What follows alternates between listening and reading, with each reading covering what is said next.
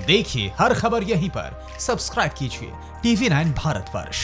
अभी भारत का जो दुनिया में स्थान है, जियो पॉलिटिक्स जिस तरह से बदली है, उसमें चीन एक तरफ दिखाई दे रहा है और बाकी तमाम ताकतवर मुल्क भारत के साथ और भारत उनके साथ दिखाई दे रहा है। उसी को क्या दर्शा रही है ये एक्सरसाइज भी?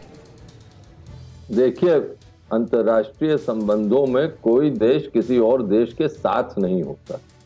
पहला असूल है, हर देश अपना हित देखता है और जब उसके हित और एक और देश के हित आसपास मिलते हैं तो फिर साथ कार्रवाई करता है। हमारे हित आजकल हम ये देख रहे हैं कि हमारे भारत के हित और अमेरिका के हित मिल रहे हैं और चीन के हित इसके विपरीत हैं।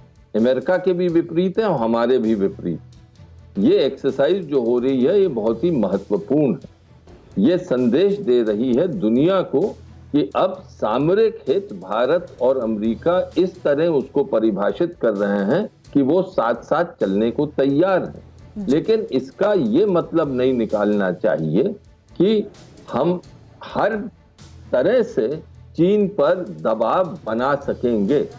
हाँ, अंत में लड़ाई देश को अपने आप लड़नी पड़ती है। मैं आखिरी सवाल पूछता हूं आपसे, जब यूएसएस एंटरप्राइज और 7th फ्लीट आई थी 1971 में, तो क्या हमारे उद्देश्य बदल गए थे? क्या हमने डर के मारे लड़ाई छोड़ दी थी? बिल्कुल। ये कठोर प्रश्न पूछने पड़ते हैं, तभी वास्तविकता, तभी जमीनी हकीकत पता चलती है। देखिए, हमें ख्वाबी दुनिया में नहीं रहना चाहिए। बिल्कुल। बहुत अहम बात कह रहे हैं आप विवेक काटजू जी की भारत को अपनी लड़ाई खुद लड़नी है, अपने उद्देश्य, अपने हित के लिए, देश के हित में क्या है उस उद्देश्य को सामने रखकर काम करना है।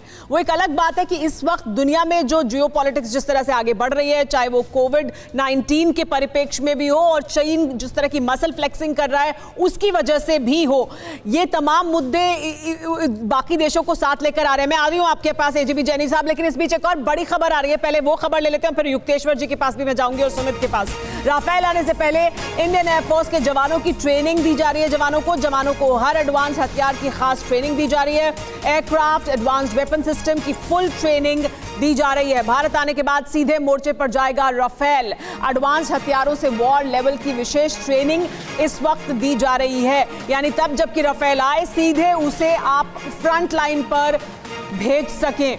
ये बड़ी जानकारी, क्योंकि राफेल भारत को बस मिलने वाला है और भारत राफेल आए उससे पहले जो सेना के अधिकारी हैं, जो वायुसेना के अधिकारी हैं, उनकी ट्रेनिंग का सिलसिला लगातार जारी है। जवानों को हर स्तर की जो एडवांस हथियार हैं उनके इस्तेमाल की ट्रेनिंग दी जा रही है, क्योंकि राफेल जब भारत आएगा तब इस समय जिस तरह के हालात हैं लद्दाख में LAC पर, ऐसी जरूरत है कि वहां पर सीधे उसको तैनात किया जाए। फिक्र आपकी, सोमवार से शुक्रवार रात 9 बजे सिर्फ TV9 भारतवर्ष पर।